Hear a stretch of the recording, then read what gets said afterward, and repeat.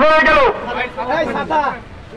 এই ইন্টেরিয়ার গভর্নমেন্টকে বলছেন আপনারা এই হাসিনা পালিয়ে যাওয়ার পর এই ছাত্রলীগের দূষণরা এই ক্যাম্পাস বিভিন্ন জায়গায় তারা এই ছাত্রলীগের হেলমেট বাহিনী সন্ত্রাসী বাহিনীরা ঘুরে বেড়াচ্ছে। আপনারা তাদেরকে এখনো বিচারের আওতায় আনছেন না।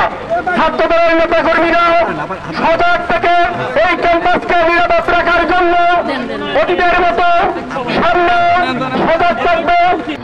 পবিত্র ঈদুল আজহার ছুটি শেষ করে সাধারণ শিক্ষার্থীরা যখন ক্যাম্পাসমুখী তখনই আমরা দেখলাম গতকাল ভোরে শাহবাগ কাঁচাগঞ্জ রাস্তা সংলগ্ন মুজিব হলের কেটে একবার সন্ত্রাসীরা ককটেল বিস্ফোরণ ঘটিয়ে সাধারণ শিক্ষার্থীদের মধ্যে আতঙ্ক ছড়ানোর চেষ্টা করেছে।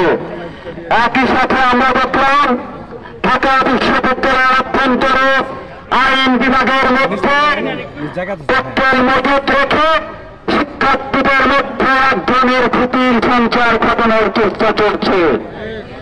বাংলাদেশ জাতীয়তাবাদী ছাত্রদল ঢাকা বিশ্ববিদ্যালয়ের বর্তমান প্রশাসনকে দায়িত্ব গ্রহণ করার পরে পরবর্তী সময়ে বারবার অবগত করেছে বাংলাদেশ জাতীয়তাবাদী ছাত্রদল ঢাকা বিশ্ববিদ্যালয় প্রাঙ্গণে, বিশেষ করে ঢাকা বিশ্ববিদ্যালয়ের আবাসিক হলগুলোতে এখনো ছাত্রলীগের বিচরণ রয়েছে।